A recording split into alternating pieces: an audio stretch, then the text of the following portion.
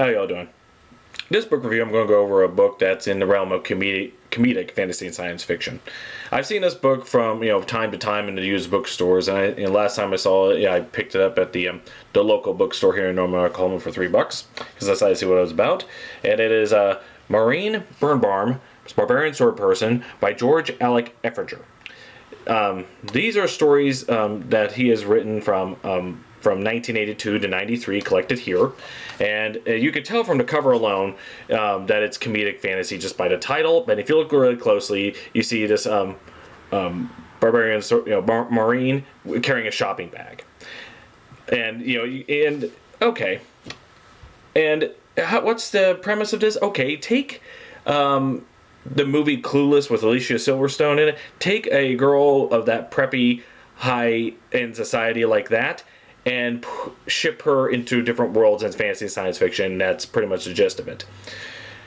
And, okay, I say the overall was amused there, but, these are stories that start off with a couple of short stories that took a jab at Edgar Rice Burroughs, but they gained popularity at their time, where even some writers came to George Effinger and say, could you make a story with her in the series I'm working on? And it just kind of grew from there. So let's explore what we got. So, just so you know how these stories are framed, they're framed all stories are chronological. It starts off with Maureen skiing in Connecticut. Then she finds herself wished away to the planet Mars. That's in the first story. And then she goes for an adventure. She comes back. She tells her friend Elizabeth. So, and the strange thing, as the stories go along, Maureen has another adventure, but she doesn't age or anything. She comes back and tells Elizabeth, who is aging. She's going on further into her life. So, let's start with the first one, as I just almost told the full story there. Maureen Birnbaum Barbarian Swordperson. This is Maureen Birnbaum. She was skiing. She's whisked away at Mars, and it's the Mars of Edgar Rice Burroughs' John Carter series. She finds out she can jump real high, and as she's exploring there, she finds that she found a group of Martians being attacked by these giant four-armed green alien giants there, the Tharks, obviously. And after helping them out, she helped him out in a fight. She gets a new set of clothes, her now signature outfit, as you see on the cover here. She gets a sword, who she names Betsy, and that's her signature look. She falls for the Prince Vaughn of the group, very handsome, the guy of her dreams, and she's hoping that things will sort of develop here. But before you know it, she's now whisked back to Earth again, where she conveys her story to Elizabeth. So, so now she's trying to find Prince. So next level story, she's trying to find, go back to Mars and live happily ever after with Prince Vaughn. Things don't go so well there, because that's where we'll get to the next story, where at Maureen Birnbaum at the Earth's core. This time it's again Edgar Rice Burroughs. She's now gone to the Hollow Earth, where she's abducted by these ape creatures who make her their priestess so they can bless their hunts and they gain rewards from it. And she takes the job, but she doesn't want to be priestess. Her women's studies has, led her to where she doesn't want those sexist names or anything. Not priestess or goddess or anything like that. Oh, no. But she takes the job there, and things go well for a while, despite her being prisoner, and she's chained up in high cliffs, after each ceremony. They now ask her to make a sacrifice to a person. She didn't know it was a person at first. They just had a name she wasn't familiar with. And, apparently this guy, his name is Rod Marquand, who is very handsome. Even she describes it as more, makes Prince Vaughn look like Urs Borgnine. But they both escape through the ape creatures, and they go back to the surface through his drill here. See, apparently this guy has not she doesn't really care for the fact that he's from public school, but he's very handsome, very intelligent. He even goes as a costume crime fighter sometimes, and does scientific research. Obviously playing on the old pulp hero sort of thing. But she gets whisked back to Earth, to her time again, and conveys her story to Maureen. Not Maureen, but Elizabeth. The next story, Maureen Birnbaum on the Art of War. Now, this one was requested by Robert Adams of the Horse Clan series. He goes to George Effinger and says, hey, can you put Maureen in the series I'm writing in, as a Horse Clan series? And so he does. And she goes there, and in this world, she's now trying to fight in this one battle here. This is where she gets a lot of combat experiences. She also finds out that in this world she's immortal, so she's stabbed in combat and she just heals right instantly. She was glad that happened. So after that, that's I haven't read the Horse Clan series by Robert Adams, but I've seen the books on the shelves. Maybe you've read it. If you've read it and enjoyed that one, you may like this little parody of that here with Maureen. Now, the thing is, with the popularity of the series at the time, they're really short stories here. They gain enough. I don't think it's this. Obviously, it's not something that's popular today. But at the time, among science fiction and fantasy circles, this one had gained some popularity throughout the pulps and all that, because Isaac Asimov has given him permission to put Maureen in the world of one of his famous short stories, Nightfall. That's where we get Maureen Birnbaum After Dark. I've never read this story, but I know the premise of it. You see, in Isaac Asimov's Nightfall, there is a planet that has like 7 suns. So no one has ever really seen night because there's always the sun in the air. But every once in a while, there comes a time where the rotation is such to where there actually is nightfall, and then you have people are scared or conflicted between the people more religious minded, those scientific minded. And this story kind of takes a jab at that, because now Maureen trying to talk to one guy who's now scared for his life of what's coming at night, and the fanatics that are going to come and overtake the observatory, and how she tries to fend them off, at least in her own manner. The next story is Maureen Birnbaum Goes Shopping. She doesn't end up in a fantasy world, but she does meet 2 famous English characters of folklore and storytelling. That is, she ends up in a shopping mall in England, and the shopping mall takes place in where Sherwood Forest used to be. In fact, Sherwood Forest still exists. There's a few trees near the mall. That's about as best it could be.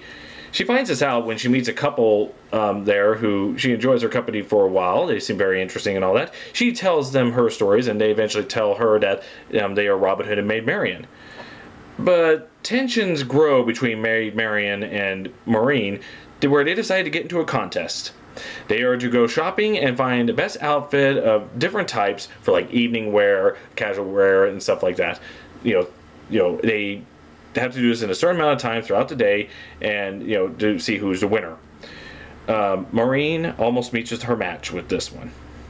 So it's kind of funny where the jealousy that Maureen has about who could shop better and all that. Again, this is a type of high-end preppy girl who's all about hot upper end cool fashionable clothing and all that stuff. But again, she almost meets her match about this to funny results. Now this next story is Maureen Birnbaum and the Saint Grail. It's actually spelled Graal, so I'm not sure if it's Grail or Grawl. But I think this was asked by the author for an anthology involving Holy Grail stories. He says in this book that there are some stories that are harder to write for such things.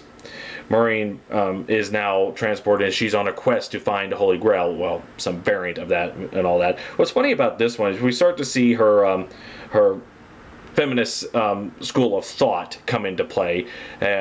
Again, she doesn't like she's not a sword woman, she's a sword person. She doesn't like she believes that the Holy Grail myth was abducted by men from more matriarchal things and stuff like that. I don't want to give too much in detail.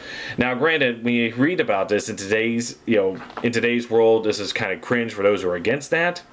However, this is from the 80s and early 90s. We sort of saw that as a more laughable, kind of a light jab on that. So, other than that, it's still a cute story. The next story takes a jab at Lovecraftian horrors, eldritch horror and stuff like that. That is Maureen Birnbaum at the Looming Awfulness. Now, here she goes back to, I think, if I recall, 1960s.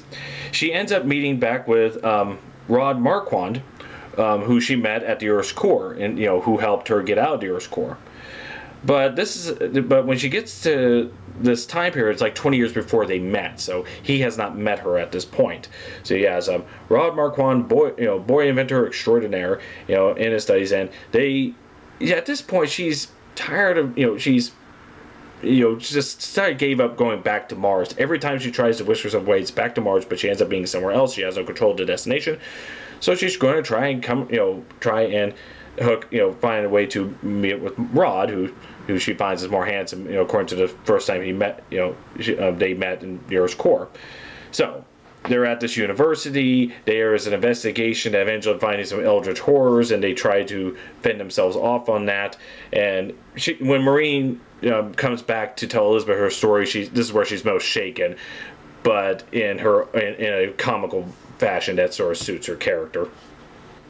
The final one is a very short story of Maureen Birnbaum's Lunar Adventure. This is just her going to a space station on the moon where there's this excavation happens that she screws it up. I don't want to get too far in that, but that's the final story in this.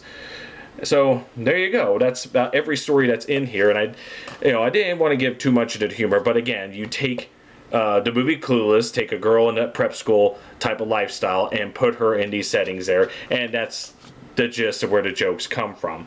So I read this and, well, I did not find it a laugh out loud. It is pretty good, amusing stories that if you know the tropes, you read for science fiction, fantasy, especially ones these make fun of, it's a nice little parody of that. Is it 100% perfect? Well, there's part of it that kind of bothered me. Is that Maureen, in that sort of upper class prep school, person as she is well, I wouldn't say very, very shallow. She does have a kind heart in the end of it. I don't think it will take too much, I don't know, her depth is probably not shallow, but it wouldn't take you too much of a struggle to come up for air if you were submerged. So you kind of see that way how she treats her friend Elizabeth. See, and this is kind of dark side of, I don't know, describe it as well, where you had all this light humor, but as framing her adventures, where she tells her story to Elizabeth, the poor girl who started off as her friend in high school, but as every time Maureen comes back to tell her story, she's further in her life to where she starts off with a marriage who Maureen interrupts on their wedding night. But as she comes by, she's her husband, who was supposed to be this well-off doctor. He later leaves her for some other some nurse secretary at the hospital. So now she's on her own. She's trying to get a job. And it gets more and more depressing every time we meet up with Elizabeth, who Maureen annoys her with her stories. There's like no consideration for Maureen on her part about how Elizabeth is doing. So that's a part that almost kind of bothered me about that, but not too much. I mean, I don't know if there were other stories. I know there's like 2 or 3 other stories published after this one. There won't be any more unless someone writes these because the author died some time ago. But for a good idea, this is like something that it's probably a good lighthearted read. It's not Lord of the Rings kind of funny type of humor, but again, if you've read these, if you're familiar with the stories that that they pokes fun of, this is not a bad parody to go with it. It attacks certain tropes of the sword person. And how again we have this sort of prep school girl trying to work on all these. I don't regret it, especially for $3. So again, you can probably find a copy that's very cheap to find anywhere else. But apparently at the time, it was not like it's not like Harry Potter popular at the time, but it must have gained some notoriety among readers of science fiction and fantasy to where they liked this character, where other writers, again, Asimov allowed him to use one of his stories to place her in. Robert Adams of the Horse Clan series. So this could have gone, further on. But for some good light comedic fantasy, I mean, you see this and it tells you everything. And unless you want to try, it's not gut busting hilarious, but it is amusing and it's probably worth it for a good light read. So Maureen Birnbaum Barbarian Swordperson. I keep messing this up because I have a hard time with her last name, but go ahead. I mean, if you like comedic fantasy, you couldn't go wrong with this in your library. Thank you all for watching. You have a nice day.